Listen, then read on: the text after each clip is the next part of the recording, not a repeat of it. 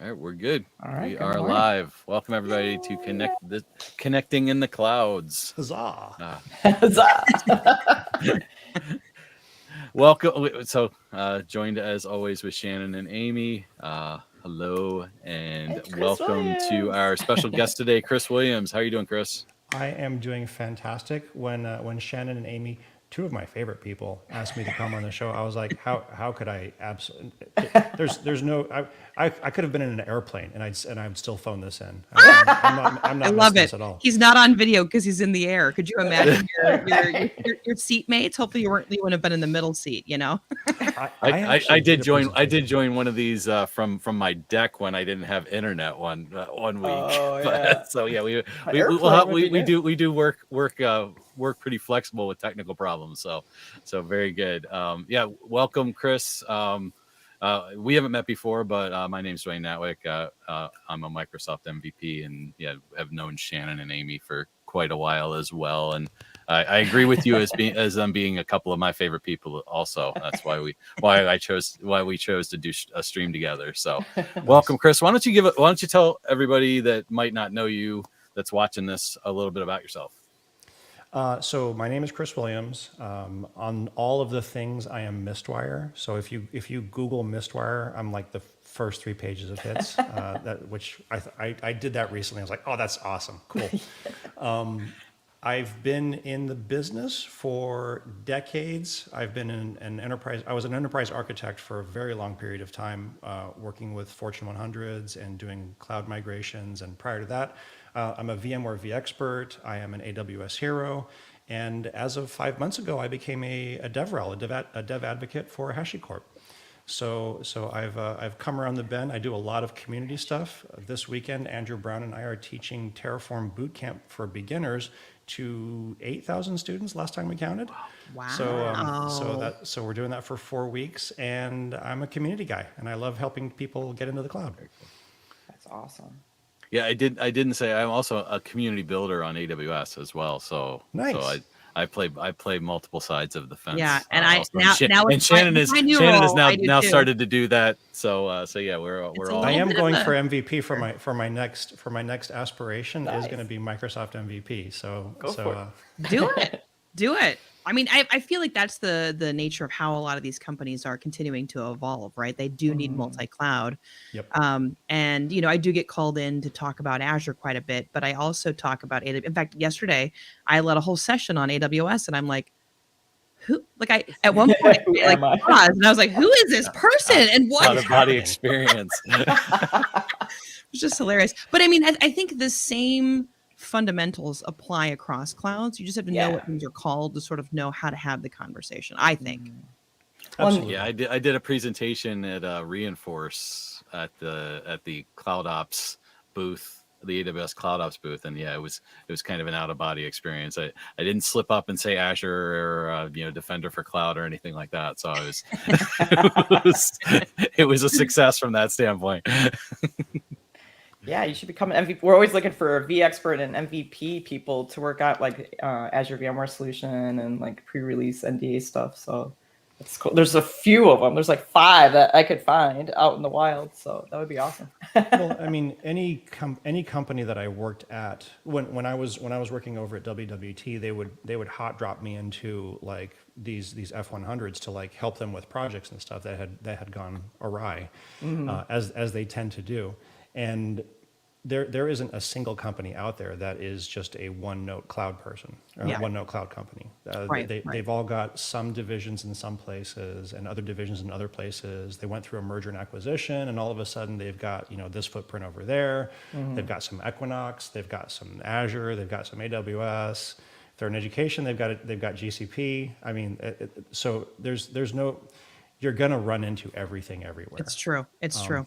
So that was honestly that was kind of one of the reasons why I wanted to go over to HashiCorp to begin with, because of the cloud agnostic HCL. So I was like, okay, well that'll get me by proxy exposure to everything else, because I have to learn it. So that was it's if any company is out there that they're starting up, they're going to pick one cloud. But when something big happens, when they absorb somebody else, or pick a new region or something like that, they're gonna float into new clouds. Yeah. Mhm. Yeah. Anytime I talk anything cloud and cloud security with anybody, it's everybody's multi-cloud, really, when you think about it. Mm. I mean, Yep. as an organization, you could be have only be developing applications in Azure or AWS, but you're probably using something like Workday Online Yep. or Yeah. Totally. or 100%. or Microsoft 365, or like you said, Google Suite, and so you are a multi-cloud company, whether you know it or not. Right. Yeah, I Yeah. wasn't even taking into consideration the SaaS aspect of it, but yeah, Yeah. as soon as you pick something else, oh, we need Exchange. Well, guess what? That's So it. Right. Nobody wants to deploy it anymore on-prem, right? I was a former Exchange admin, right? That's how I learned was Active too. Directory, Yeah. Windows, Exchange, all of that. And I realized how complicated it was to set up because I set it up in my own home lab, ran it for years and years and years. And then I was like, Yeah. man, the future is moving this away from Yeah. hosting it yourself, right? And when I think my last major mailbox migration was 2015. I mean, I could probably fail your DAG nodes over. You probably don't want me to because it's so long. The DAGs. I could do it, and I'd probably want like a little bit of lead time to make sure like I have everything in all my ducks in a row. But yeah, it's interesting to see how your skills evolve over the course of time, and just realizing at some point it's like, well, everything's going to be in a cloud related to having your mail there. So then what am I going to do? And that's when I started branching into Azure, and then fast forward 5-6 years now, I'm branching into AWS. So it's that insatiable learning, I think, is really a key to driving your career forward. absolutely. I've always had a quarter rack, and used to have a modular quarter rack on wheels with switches and a couple of 1U servers and a NAS in the basement. And I literally 3 months ago just gave it away. Oh, wow. It tore at my soul because Yeah. I've had that thing forever, but I realized I hadn't turned it on in 5 years. Like I still had vCenter 6 on there or something. Oh. And Wow. and I was like, yeah, no, if I need to use vCenter, I go into our deployment up in AWS or our Yeah. deployment in GCP. So I hadn't turned it on. Somebody wanted it, and I was like, okay, fine, I will give away. My baby. Yeah, Yeah, it really was. I still have my home lab. Now it's definitely changed over time. I think I'm mostly on Intel NUCs now, but Yes. I mean, I had like a 2U server at once, and then I got my first utility bill, and I'm like, okay, I got to get rid of this thing. Yeah.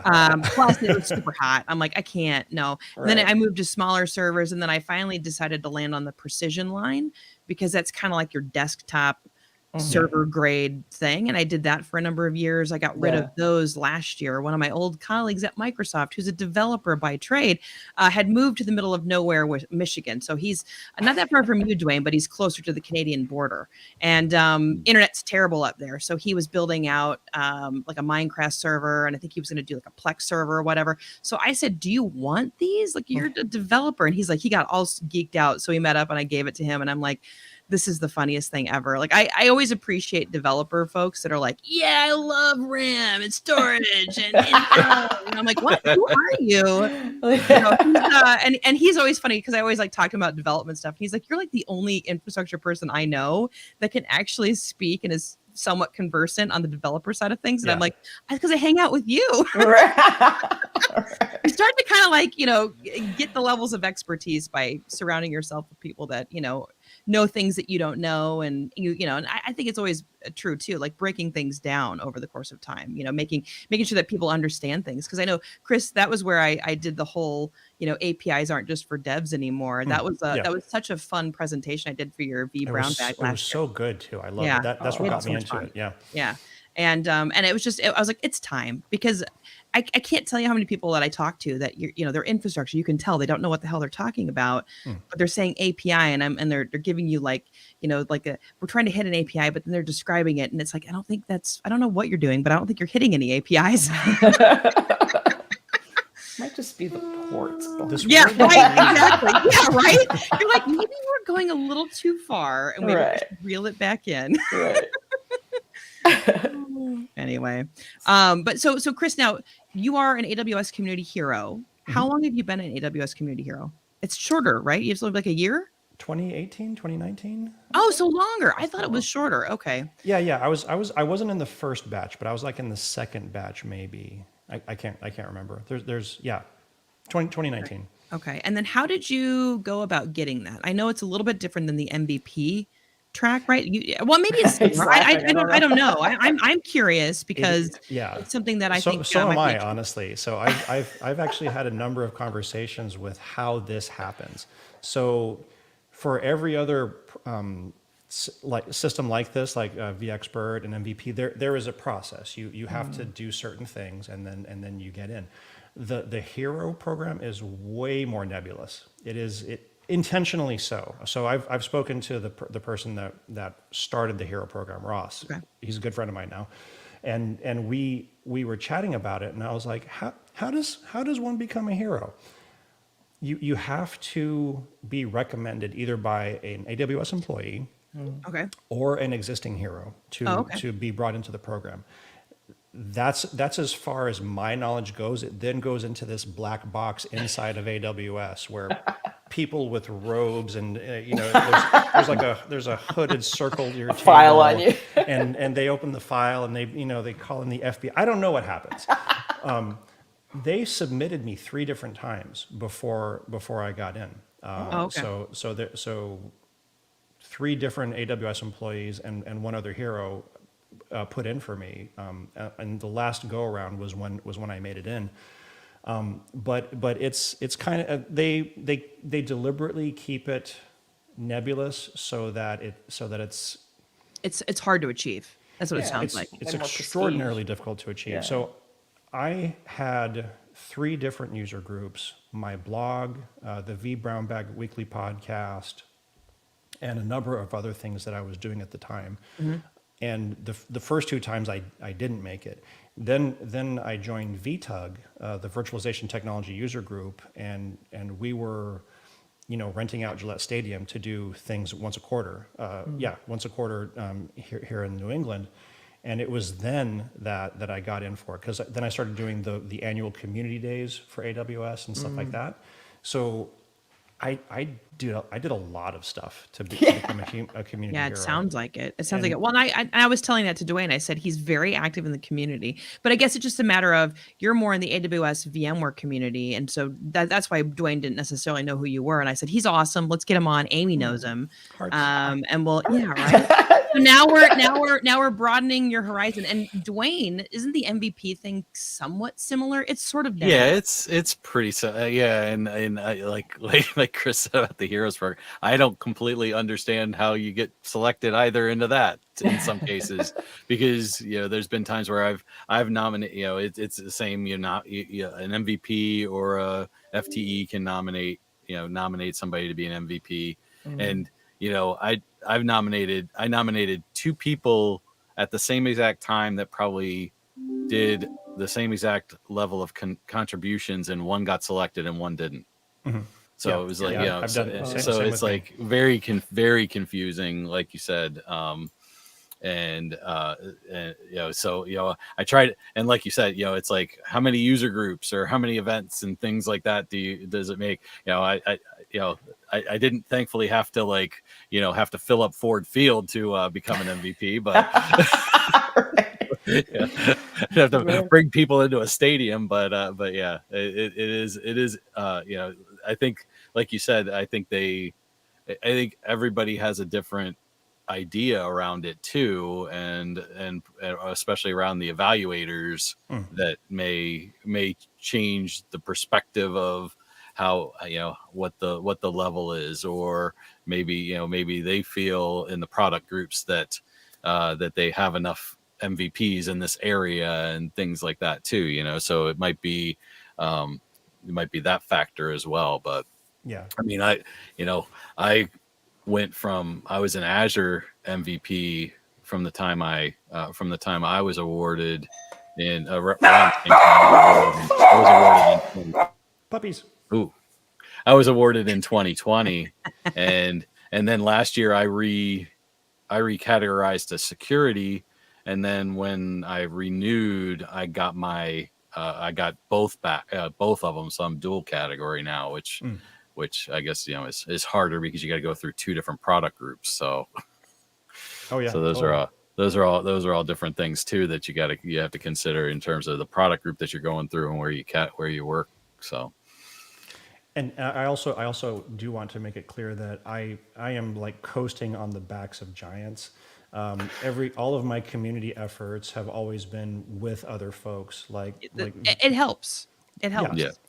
helps. V, Because Dwayne was telling me, he's like, you should become an MVP, and I'm like, well, my little guy's a little young right now for me to like spend a ton of time. He's like, well, just start doing this, right, and then start building things out from there. I've kind of gone a little dark, not like terribly dark, but I've done a little bit of my blogging. I need to get back into it, because Nick was even saying, Amy's husband, right? He's he's my dotted line boss. He was my boss, now he's my dotted line boss. And he was saying that he's like, you should try for it, and I'm like, oh. I'll get there. Right. Give me another. You came over to a head, and then Nick became a big deal, right? Got a promotion as soon as he hired you. I know. I was It was such a great hire that Nick got a promotion. I know, and it's funny because he was even saying this. He was like, people reach out to me, and by the time I get back to them, they're like, "We're good. We have Shannon," and I'm like, "Yay!" So but yeah, it's been interesting to see the evolution of, I think, a number of us in the community as it stands. Yeah. So Chris, I was going to ask you your role as because you're a DevRel manager, or are you? Because I think you're a manager, right? I am. It's kind of, they call it a player coach role. So Okay. I do dev advocacy myself, but I also have a team. I'm a part of a team. Oh, okay. Okay. I approve expenses and sign time cards and all of that stuff. But by and large, we are all like, equal players on the team. We all go out and we do the things. I've been doing community for, a really long time. And so I've got a good head of steam going. So if they have questions that the crusty old battle scarred veteran can answer, then I'm happy to do that as well. Very cool. So what types of events do you find yourself getting involved in? Are they more like webinars? Are they more just kind of, because everything's sort of changing now, right? Like the pandemic, I think it's over. I mean, we keep hearing there's new variants, and I'm like, I don't know if it's still, I don't know. So I think the pandemic's over. I think we can safely say it's over. But now that this world It's has changed, just a disease. It's now just a disease, it's right? like the flu, right? So now that we're at this point, though, are you seeing more in person? Are you seeing more webinar? Are you seeing like podcasts? Are you seeing like meetups? Like what do you tend to find that kind of like fills your calendar of activities? So I will answer that question as a community person, not necessarily as a dev advocate, because I became a dev advocate 5 months ago. Oh, so you don't. I was on the tail end of all of that anyway. It's obviously gotten a lot less. Everybody got tired of Zoom during the course of the pandemic, and people have been really wanting to get out and be social and meet people in the real world and everything. So I'm seeing a definite uptick in the folks that want to come to the community user groups and things of that nature. Conference attendance has been increasing. The first one during the pandemic, but after the vaccines came out, that was very small, and people were all masking and everything. So as the level of comfortability increases, attendance is also increasing. But we still have to take into consideration folks that are immunocompromised and stuff. I have a sister that's currently battling cancer, and so she can't get out. So it's tough. There's definitely a nuanced answer to that question. And when I'm doing the user groups, I always want to make sure that we have a hybrid offering, a hybrid model, so that we have people that want to show up in person, but then I set up a camera in the back and set up a Zoom session and have somebody moderating the Zoom session as well live, so that the people that can't attend locally can get their questions answered. Did that answer the question? Yeah. And then I guess, since you're so new into your role, what's your day-to-day like? It's fascinating. So I am now doing for money the things that I had been doing for free for 15 years. Oh, wow. I'm still doing V Brown Bag. I'm still doing my articles.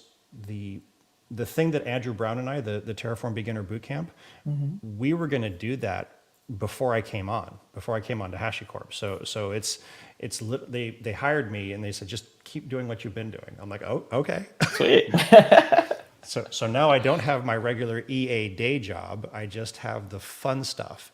And the hard part about that is now I forget to turn off at the end of the day because I'm still having a blast. So Kim gets mad at me and she's like, all right, I'm gonna go to the power breaker downstairs and just shut the house down so that you have to get away from me. I'm like, but Photoshop is so much fun. Are you kidding me? Premiere Pro, I can do nerd what? alert. He's like, Quit making thumbnails.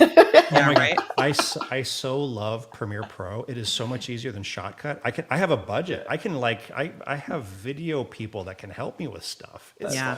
I'm a kid in a candy store now. It's ridiculous.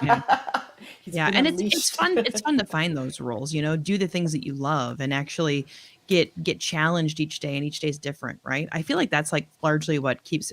I think we all maybe have a little bit of the ADHD, ADD. I don't know what. Maybe it's a blend of the two. 100%. But different days make things fun. Yes, Oh absolutely. yeah, for sure. I couldn't do the same thing every day. That'd drive me My crazy. my wife does the same thing, like asks me the same questions, like when I'm like getting up at 6 o'clock in the morning to like teach a class, or and one of the things I do is I volunteer at a local high school teaching an intro to cybersecurity class. Oh, And my fun. wife's like, and my wife is a public school teacher, and she's like, why are you doing that for free? It's fun. Like, I like talking about it. It's like, Helping Yeah. the youth.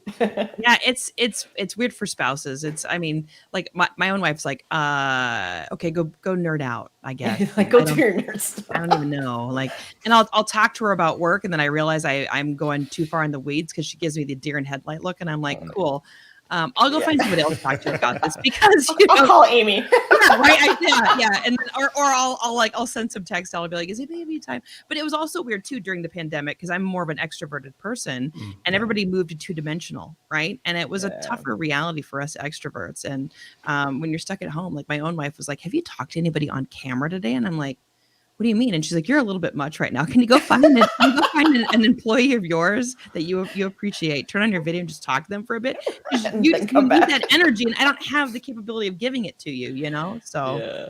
That is exactly what happened with me. So before my wife sold her business, I had switched over to work from home well before the pandemic started. So I've been doing work out of my house for like 5 years prior, and I'm a hyper extrovert, obviously.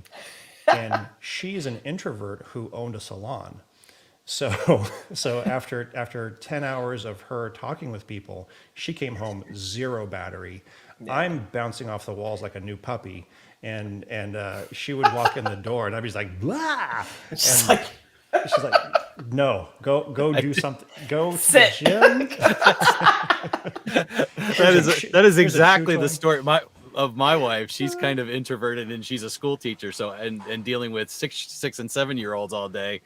And I would do the same thing. I would like hit her with stuff as soon as she walked through the door, and she'd like, give me a minute. I like the go to the gym thing. Like, go to the gym, go get your Get crazy yayas out. It's kind of like my son. Like when he's really crazy, we're like, get him outside, we get him to run around. It's the same thing. Go get some of this energy out, and then come back and talk to me when you're a little bit. It's like Put me on a let the tether dog out in the backyard. Let me run around the house for a little bit. See, I guess I do that to Nick. Yeah, I'm like, come on. He's like, I've been talking to people all day.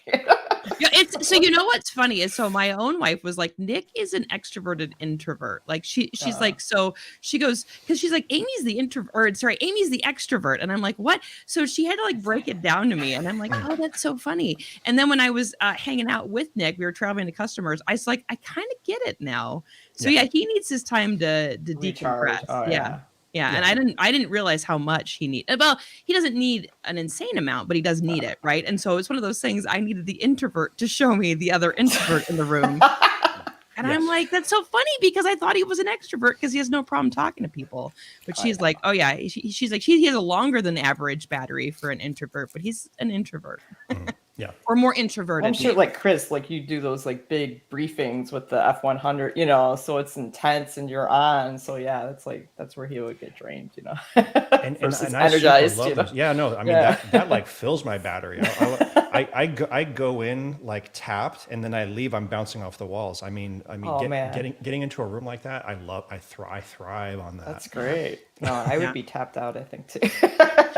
It depends upon the customer, is what I found. Like Well, yeah. there are fantastic customers which you Yeah. come out of that meeting engaged and energized, but there are Yeah. customers that sort of beat you up, and you're like, I don't even know why we had that. I suck. I Yeah, feel you're I like, suck that now. was terrible. I feel like I need a drink, you know? For me, it's legit verticals. Like I know which vertical I can walk into and be like, kill me now, and other ones I'll be like, oh, this is fun. Like This is biomed, fun. I love biomed, and Yeah. anything in the pharmaceutical industry, I have a blast with. Financials, not so much. Well, and I think it's the personalities involved too, you Yeah. know, because they have more auditors involved in the financial services world, right? There's a lot more auditors, and rightfully so. But it's one of those things where that's why the personality, like you can just tell the difference in the rooms. You know, you're like, oh god, this is going to be a long meeting. Oh yeah. Well, technology in the healthcare is something that's there and something they talk about and deal with on a daily basis, where with financial services, it's kind of a necessary evil. And like you said, it all is deemed by an audit somewhere in the background, right? Yeah, yeah. And so as a result, you're underneath heavy scrutiny, even for the minute changes. So yeah, I'm with you, Chris. There are definitely industries that I enjoy. I came from a financial services background, so like that's where I cut my teeth with tech, was working for a financial services firm. They were a real estate investment firm and a private equity firm, all real estate focused. And it was super interesting working for them. I learned a ton, Yes. but they were a very demanding bunch. That's how I got really good with Exchange, though, because we were hosting it on-prem, and email's the way that they communicate. I wonder if it's that goes changed with down. like Teams. Yeah, that goes down. It's a bad day. You know, we always say there's no bad day like a bad storage day. For financial services firms, it was like there's no bad day when email goes, or there's no bad day like an Exchange bad day. Yeah. So I love it. We've all got so many stories.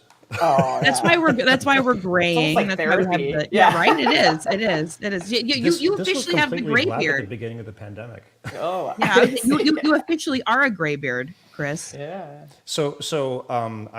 We're going for an offsite next week, me and my team, and I'm bringing a photographer to do a bunch of new headshots because I was looking at my so the headshot that I use for everything, the one that's on my Twitter handle and all that good stuff, that was 2019. That was literally 4 years ago. Full luxuriant black beard. One pandemic later, I'm the crusty old fart now. I mean, you can always do. So my dad in the 80s and the 90s, he always had a mustache because he was in the military. They couldn't grow the full beard. He did have a beard when the bicentennial happened because that was the only time the military allowed them to grow their beards. But my dad had a ton of gray in his mustache, so he used to comb the Just for Men into his. And I didn't realize how gray my dad was, right? Or how like white he had become. Because he did the same thing with his hair too. It was always like the guys always get like gray, like right here. Yeah, the sides, and then it kind of just spreads over time. Yeah. But yeah, I thought it was just so funny that my dad was so vain that he combed in dye to his mustache. So Just for men. Kim was a hairstylist and a color specialist for, before she sold the business. And she is the one that made me grow the beard to begin with. Like I was clean shaven, and then we got together, and then she met my dad, who has always had a beard. And she saw him, then she looked at me, and me and my dad are spitting images of each other. She was like, "You should grow a beard." I was like, "Yes, ma'am. All right." And now that it's graying up, it was funny. She said that, and I was like, "Oh, are you hot for my dad?" And she got me. Like, you can look like that. Grow a beard. Grow. Yes, please.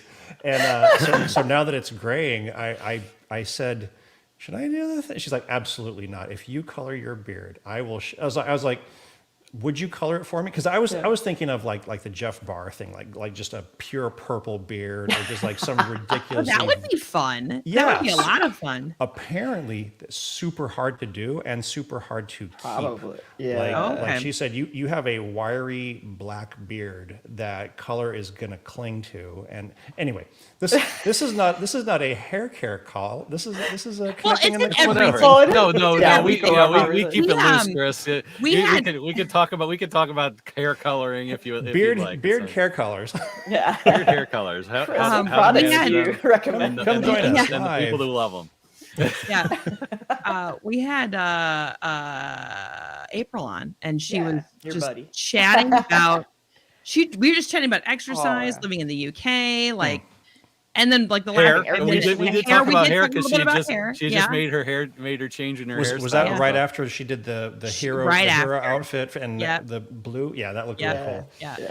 And then the last 5 minutes we talked about Copilot. Yeah. There's literally 5 minutes. So we've talked more about tech now, and we said we have to have her back. But she's so fun, and she does not care. So yeah, the sky's the limit on things we talk about. So Yeah. I absolutely love Hobbies, April to pieces. kids. One of our first gigs together, like we met 20 something years ago. Yeah. because she's from your area. Did you Yeah. know her from living in close proximity? Oh, we worked together. Oh, I don't used think to I be knew that. coworkers. Yeah, Okay. so it was a company that had just been acquired by Staples. It was an MSP, a managed service provider, and I was brought in as a level 4 network and virtualization person, and she was like one of my level 3s or something, and we sat side by side with each other, and you think she's fun on camera? She is a laugh. I mean, she's absolutely hysterical. Like I have so many stories that I can never tell on Those are record good stories. On though. camera. because like every story is an HR violation. But those are the people that you love. So I worked in an MSP too, and the guys I worked with, I always said there was nothing we couldn't solve. And I only worked there for a year, but it felt like 18 because you go through so much. But yeah, it's same thing. Like the stories we have, we still talk about, but we would never talk about them publicly because of the things that were said, the off-color commentary. It's survival. Just, exactly. You commiserate in real time, essentially. It's called trauma bonding. Yeah, bonding. I like that. It's bonding because we're in trauma. Well, and you always inherit some weirdly configured environment. We always call them MacGyver configurations, where you tell at some point somebody knew what they were doing and they knew they were quitting, so they provided some safeguards, but the safeguards eventually were just like steamrolled over and caused issues. So we had all kinds of fun MacGyver configurations that we unraveled over the course of me being there. But yeah, I feel like, and I just said this to one of the internal guys that I met at Ahead. He said he came from an MSP, and I said I feel like everybody should go do their time there. Don't do it long term, but No, it'll give just you a couple some. of years. You'll learn a massive amount of info. You'll probably hate your life briefly, but you get out of it, and you are more versatile as a technologist, I think. That's true. I Honestly, keep ending up back at them. I don't know how. You're why I not decided- actually doing the stuff. You're the architect, right? Yeah. Yeah. So I Yeah, feel the like architect and the advocate really. I mean, I'm in advocacy now, but yeah, I've been around it all. So yeah, that's why I'm leaving and going to do my own thing because Yeah. yeah, Done. Dwayne's going to be his own boss. Oh yeah, you hanging out your Yeah. shingle? Congratulations. Yep, going to be a full-time trainer, content developer, all consultant. So Fun. We should At the totally end chat of the after month. this then. yeah, certainly. Open to work. Well, I mean, Yep, I open honestly to work. think Yeah, that- open for opportunities. Hashtag. Yeah. Put the little swoosh right next to your. Yeah. What were you going to say, Chris?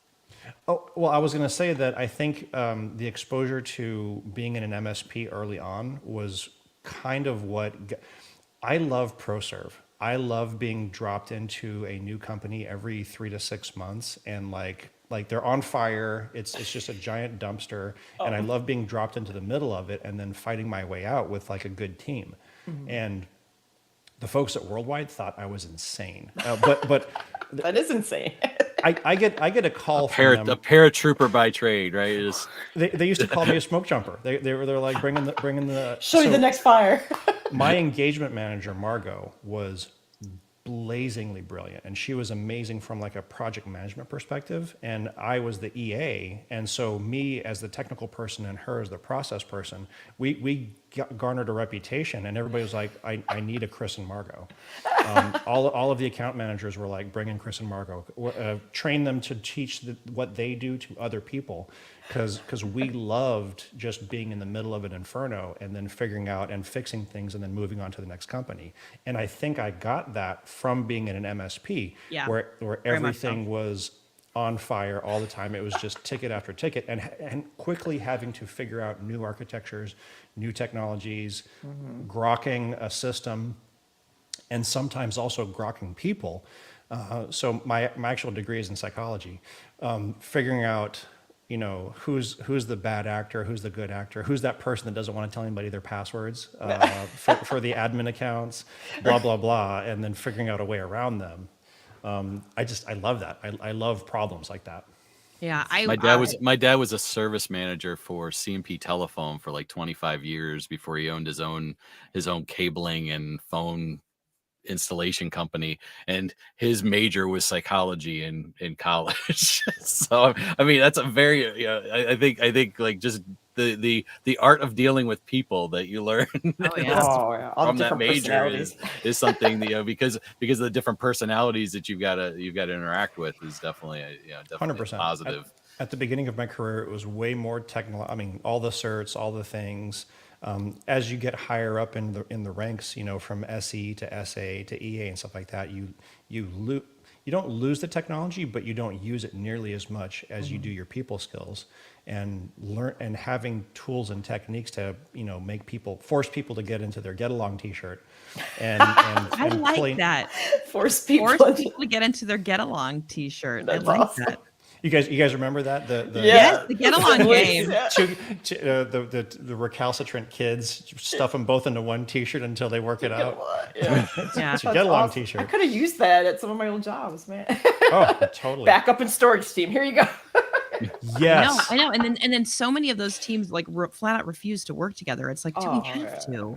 Security have and to development. Right. Yes, on the security same development, team. right? Yeah, and like there's ways to like give your developers what they want without it being a security violation. Like I was always like, come on, man, we have to like meet in the middle. Right. You can't always just sit over. Like, is that the hill you want to die on? Because honestly, like that's not the hill you should die on. I really don't think so. Pick your battles. Yeah, right. So yeah, so I'm with you. I went to school for communication studies, which is like psychology light. It's the behavioral sides of why people communicate, right? And so that's largely the problems you run into in the workforce, the ways in which people communicate, why they communicate, et cetera. But a little less on the true like psychology aspect, but more so the ways to communicate to get people to. My daughter's taken those classes. She's a communication major at MSU, and she enjoys that art of communication type stuff. For that reason, and it's like helping her learn more about herself. Yeah. and her you know, her anxiety and things like that she has. Like that's why I feel From the theater and choir girl that'll get up on stage in front of 500,000 people with no problem. There's so many people in that world that have a lot of anxiety. That's another thing too. Like people don't necessarily talk about it because you just assume they don't have it because they're getting in front of a lot of people. But it's like, Nope. Oh God, don't we all have anxiety? Yeah. 100%. Hers is paralyzing. So yeah, but yeah, she's getting better. Before I talk and stuff. I will never not get huge butterflies before getting up on stage. It doesn't matter if it's 5 people or 500 people. It's always the same angst. Yeah. I think it's because you care though. If it's like the minute those go away, I think it's maybe. Yeah, I agree. You phoned it in. You don't care. Yeah, you don't care. There's no butterflies, but if you care, there's tons of butterflies. Yeah, because you want to do well and connect with people. And Yeah. Thanks for saying it that way, Amy. I appreciate that. Oh, that makes me feel better. It's because I care. It's not because I stink. Imposter syndrome.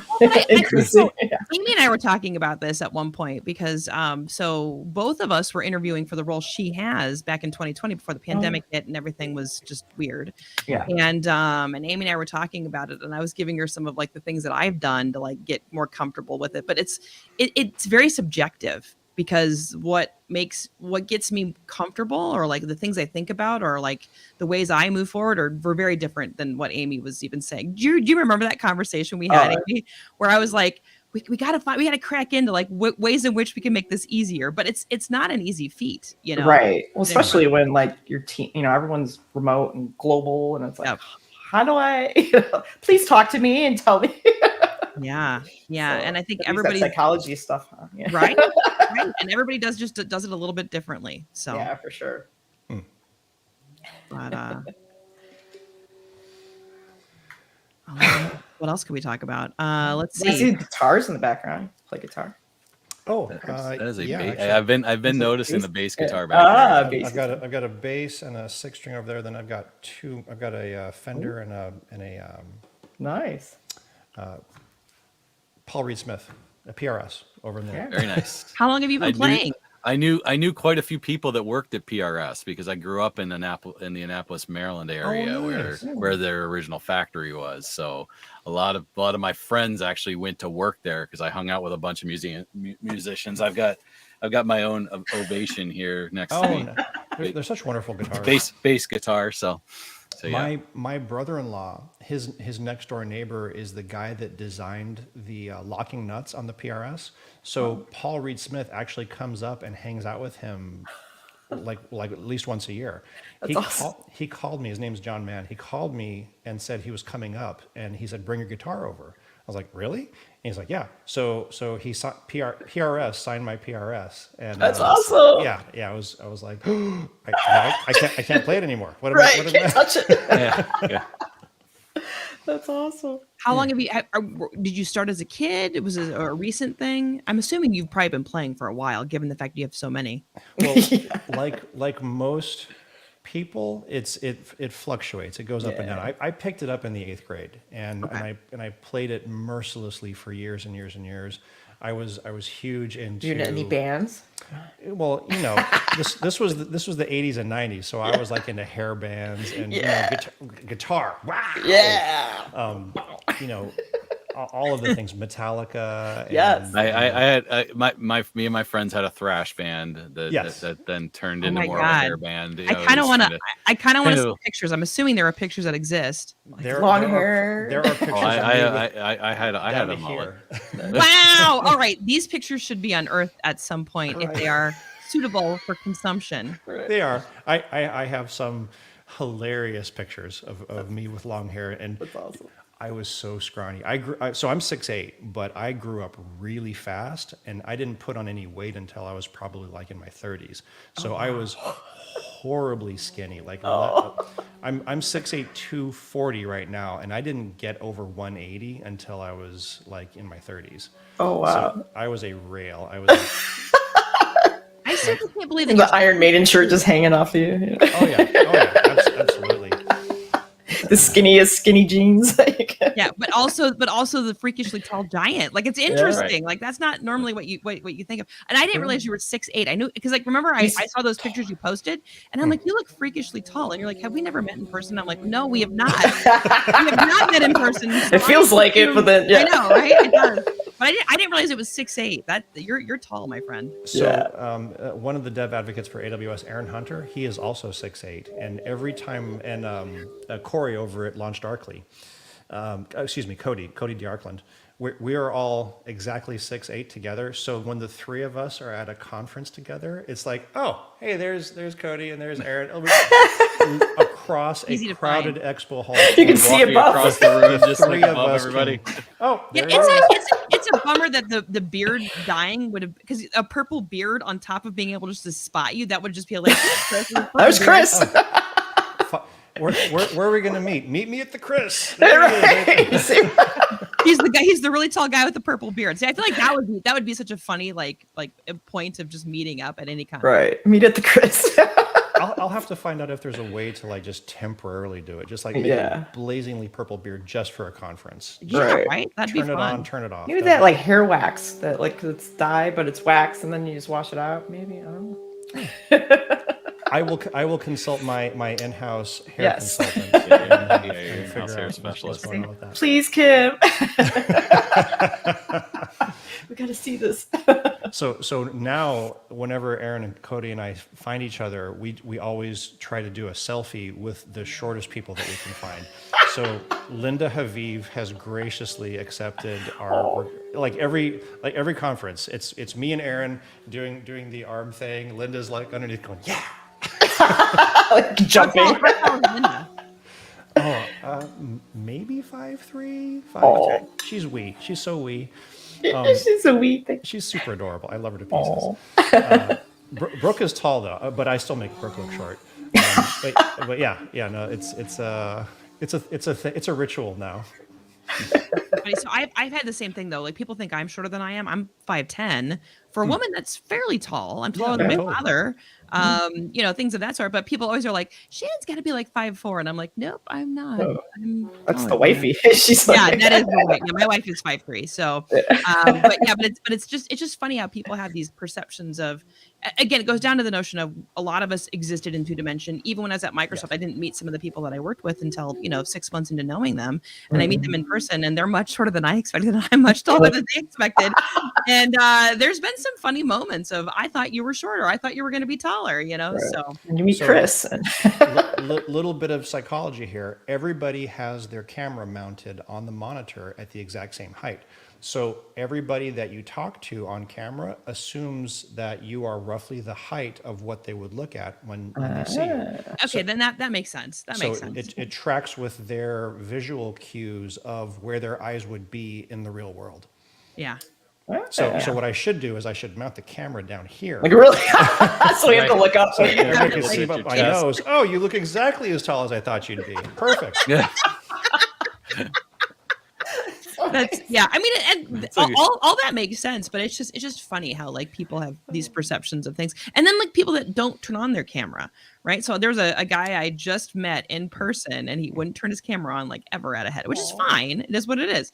Meet him in person, not what I expected at all. In fact, he came over to me and said, "Hey, Shannon, nice to meet you." And I said, "Oh my God, you're so and Who the so." hell are you? I could tell by his Oh voice my who he eyes. was, but I said, "You're not what I expected you to look like." No, He's you like, pictured it people all. say that though, and I'm like, "Well, it's because you never turn your camera on. If you turn your camera on, people sort of know what you look like." Right. But yeah, there's still this reluctance post the pandemic to turn your camera on. I get it. Maybe you're unplugged for the day. You don't normally look like you normally would. Maybe you're in pajamas. Who knows? But it's like turn your camera on. It's fine. It's good for you. And me being a huge extrovert, I need to see somebody's face. I need to be able to Yeah. get that immediate feedback to know if what I'm saying is landing. Yeah. Yeah, are they like just on their phone? Yeah. Yeah. Those are. I'm That's sorry. great. What? Yeah. I'm back. Great. Okay. Yeah, we'll do that. and some of my favorite meetings are the people that like won't turn their camera on, and then there's a question asked to them. They're like, "I'm sorry, what was it?" What? And I'm like, "You were not paying attention." So, I'm sorry, I was So, answering an email. so this is actually my third stream of the day because of my Azure Back to School event. I had a couple of presentations before this, starting at like 8:00 this morning, and I had somebody on the presentation at 8 was around getting stakeholder buy-in, and that was one of the things around that, like calling people's names and then the distraction that it creates by having to give them the question again because they weren't paying attention. She brought it up in the presentation, so it's funny because she was talking about all those things. It was a really great presentation on almost the psychology of managing stakeholders, right, and how to keep them involved, and understand the different personas that of how they react even on a call. Don't just give them PowerPoint, but like have visuals in there, have animation, because some people they tune out if they're seeing static images and things like that. It was a really great presentation. I'm gonna probably watch it again and write some notes about it, because it was just like dealing with people in meetings and things, and and even just training, doing training and doing certification trainings for people and trying to get them to interact with you virtually has become such a That's the biggest thing. If it's so conversational, so difficult.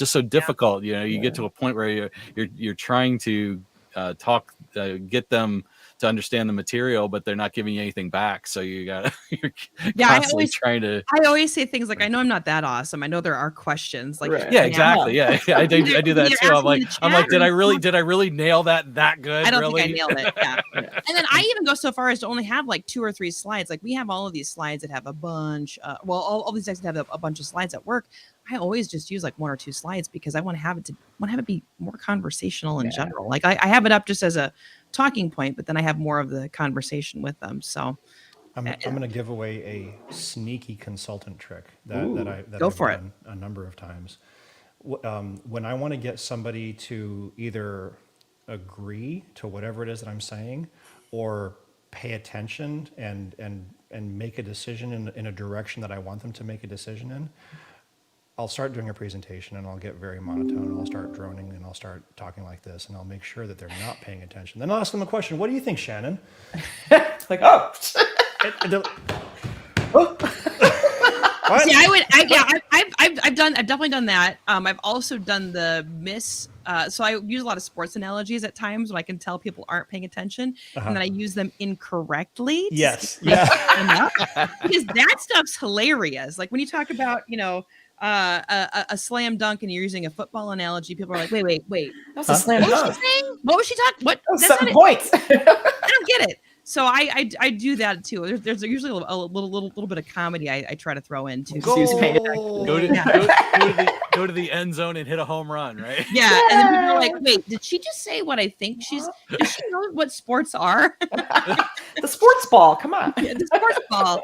You sport so hard." Yeah, Then- I'm sporting then really you- well. Then you find out the people that are that aren't feminists in the room, right? And Yes, they're like, Yes. oh, it's just the woman in the room. Doesn't know anything right. about And I'm sports, like, right? no, I get the sports analogies. I was just making sure we all were paying attention. I have said that before too, where people are like, "Are you sure you know what you're talking about?" And I'm like, "I do," and I was just making sure you were paying attention. And they're like, "Oh, we were," and I'm like, "Okay, cool. Well, now that we are, let's keep going." Now, before I messed up that analogy, what was I talking about? Yeah, that's what I should start saying, because people tend We to were totally to paying zone out. attention. Okay, here's the quiz. Yeah, right. Yeah, and they fail miserably. You're like, yeah, I don't think you're paying attention. Like Captain Kirk always says, there is no try. We do, right? Yes. Yes, I love it. Captain Kirk. That's Yoda. Or Yoda, right? See, you were George- paying George- attention. George- I love you, know. Amy. Yeah, I don't know. I know my I nerd don't stuff. know my Star Trek or my Star Wars references well. I now I'm gonna totally disclose something. I don't know why I'm I'm in outta here. tech some days, because people. You wheeling I have out. bosses who are like, "You don't get my Star Wars references." I'm like, "No," and then they'll do a Star Trek reference, think that I'm a Star Trek person. It's not that I dislike any of them. I just don't really like. I've watched like the first 3, which aren't the first 3 of Star Wars, and then I've watched a little bit of the Next Generation, but I never was like I gotta watch every single gotta episode. watch the You have a Yeah, signed like portrait people of will Alloy look in at your you like, are you background. really in tech? Right? You know what I just said though? I go, I don't know why I'm in tech, because I get this all the time. People are like, what's wrong with you? I'm like, I love Harry Potter. But then Jeremiah, who Crystal will appreciate this story, he's like, that's like he's like, Harry Potter love is like a misguided Star Wars love. Like, go back to Star Wars. I'm like, Go back Fine. to Star Wars. yeah, he's like, go back to Star Wars. I'm like, back to your roots. fine. Yeah. Go back to your roots. I love that he told me it was a misguided Star Wars love. I'm like, fine. Misguided. I love it. You have a hand-drawn sketch of Alloy in your background. I know, I do. You- I'm a huge Horizon Zero Dawn fan. You're a born and bred nerd. How do you not have Star Wars in your veins? I know. And I have like more of this like custom art too with other things in my office. So yeah, it's probably time to revisit is maybe what I should say. Chris, Revisit you my said, nerd you said roots. you grew. It sounds like we're close to the same age, and I'll show you my Darth Vader Star Wars figurine case Mine that has I've lost had the since time. since I was a child in the 80s. I had Oh, your Darth parents Vader just brought and it I up. had the C-3PO one. Oh, Oh yeah, I do Wow. remember the C-3PO one too. Yes. So I had Transformers when I was a little kid. So. I had those too. They threw them away, I think. And I had He-Man. I had He-Man. I also had Grayskull Castle. I had the Dukes of Hazzard figurines too. With like, There I were actually had Dukes of General Hazzard Lee. figurines? What? Yeah, I had Oh, yeah. General Lee, I had Oh. Boss Hogg, Bo and Luke Duke. I had wow. Roscoe P. Coltrane. I thought the car flew as a kid, right? Because at the beginning of it, that Yeah, slow because they mo were always thing, going. whatever. Yeah, So they were always as a going kid, over. I'd shove them all in the car and I'd be like flying around my house. My mom's like, I don't think the car flies. And I'm like, do you watch the show, Mom? It does. Do She's you like, even "Fine, watch whatever." it, Mom? Yeah, do you even watch it, What Mom? do you know, Mom? So like, come I was on. actually raised on Air Force bases in overseas. So my pop sci, my cultural indoctrination into American stuff is very fragmented. So like I am full in with Star Wars, and I know some of the Dukes of Hazzard stuff, but like other stuff, like I don't even know what I don't know, but like Kim will make these references to things. Airwolf. Airwolf was one of them. Oh, yeah. She made an Airwolf reference because we're both of the same age, and I was like, I have no idea what you're talking about, because they didn't show Airwolf on the AFN channels. They showed Blue Thunder, which was the other helicopter show at yeah. the time. So I know all the Blue Thunder. Yeah, the 80s were big on references. helicopter shows. Even Yeah, even totally, like Magnum, totally. Yeah, even Magnum Magnum PI? PI actually had his own helicopter, Yeah, right? CJ. I just saw a helicopter fly over the interstate here in Illinois, and I was like, "Oh my god, it's a Magnum PI helicopter!" You know, I pointed it out, and everybody's like, "What's wrong with you?" And I'm like, "You know what? I don't know what it's called. Screw but you the one that people. has I'm out of here. yeah, the big huge ball." And I'm like, "It's one of those. I don't know." It's the I'm like, Magnum "I'm not a PI. helicopter I knew what you specialist. meant, Come on." Shannon. Yeah, exactly. So I got a lot of flack from my wife. She's like, "Really?" And I'm like, "You know what? You knew what I was I'm out. talking I'm about." out. Yeah, you knew what I was talking about. She's That's like, "Yes," grounds but for like divorce. the way you described it was like, "What is wrong with you? Hey, you You married got me. time?" What's worse, the person who married this, or And I often say that. I'm like, but "You you got proposed. it. Just stop. Yeah. Yeah, you proposed. Just you stop." knew what you're getting into? Kim and I go back and forth like that all the time. Yeah, like you're like, my, "You my wife will proposed. do Will you the same thing. accept I'm like, it?" hey, you said yes. No, there's no Yeah. backing out now. who's Sorry. the idiot? Been Who's the 25 idiot here? years. It's You get what you pay for. You get what you pay for. I You like get it. what I'm you gonna start pay using that. I'm gonna start using that. You knew what you were getting into. Right. No refunds. No refunds. Yes. No So returns or exchanges. my Kim and I, we got married at the town hall, and it cost $125. We spent all of the money on the after party instead of the actual wedding. Yeah. And while we were there signing the check for the wedding stuff and everything, I said, I'm curious. A marriage costs $125. How much is a divorce? And they said, and I quote, "I've never had somebody on their wedding day ask," and this was a lady that had been at the town hall for at least 50 something years. I have never, in the entire time I've been here, had somebody ask on their wedding day how much a divorce cost. But since you asked, it's $250. I was like, why is it twice as much? Right. So Oh, that's so for funny. a long time, we had a joke that we were going to put $250 in a break glass case, and put in case of divorce break glass. It's about 250. And we would get into an argument, and we'd say something like absolute and intractable, and the other person would say, "Not if my $250 has anything to say about it." Oh. But I mean, that's how you make it. You bring it, you reel it back into like just being on a steady state. You know, Yeah. Totally. you've got to have humor, especially Yes. in a long term relationship. There's no way you can't have humor because you're going to have your bad days. You're going to have your good days. Yeah, we're hitting 20 next year. We're gonna. Wow! Congratulations Congrats. and congrats to Yeah, Dwayne. yeah, 25. Yeah, Wow. 25 this year. Just celebrated in July. So Yeah. It's been crazy fun. We're gonna, for our 20th, we're gonna do a trip of Japan. I was born in Japan, but we've never Nice. been back. She's never been, and we're gonna do like 3 or 4 weeks. We're gonna just do Awesome. the big Kyoto, Osaka, and Tokyo, and just it's gonna be like a foodie destination thing because we're Nice. both huge foodies. We're just gonna eat all the food. Nice. Either That's way, for- if you're Japan, that's We what- are. So now that I know you're going there, my wife wants to go there for her 50th. We've got a couple years yet. She's only 46 now, but when she does turn 50, Oh, we're gonna her go. 50th birthday, not Her her 50th 50th, birthday, not your anniversary. 50th I was like, anniversary. wow. No, her 50th anniversary of being alive. We're gonna go out then. Really planning Being it alive. out there. Yeah, She's but really into but it. yeah, so she's a huge Japanese nerd. She loves anime. I am too. She converted to Buddhism. Oh, that's great to know. I'll have to tell her because she's always like, I feel like you work with a bunch of nerds, but they don't like anime the same way. And I'm like, I know, but I'll have to tell her. I'm She's a huge fan. anime person and a Buddhist, ironically. Yeah, she converted to Buddhism, and she makes her own ramen, her own noodles, her own broth, I know. I her love own going to pho. your house. Wow. Yeah, like I Everything. definitely married up in that respect, but So I'll be visiting shortly. Yeah. I mean, yeah, just come whenever.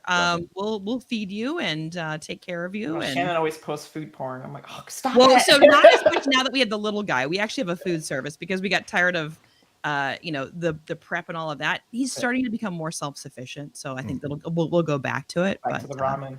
yeah, the ramen's fantastic. Amy's been over for it, so Yes. Are you guys live close to each other? yeah. So Yeah. she lives in Naperville. I live in Elmwood Park. We're about like 30 40 minutes away from each other, Yeah. something like that. So Yeah. Nice. So we're overdue. We should meet. yeah, we are overdue. Nick was just saying we have to come out to you next time. So Oh, yeah. we'll have to figure out when that works. Yeah. Bring the little guy. I'm gonna have to do a tour of the entire state because I've got to go visit Calvin Hendricks Parker in Fishers, Indiana, as well. Oh, there you go.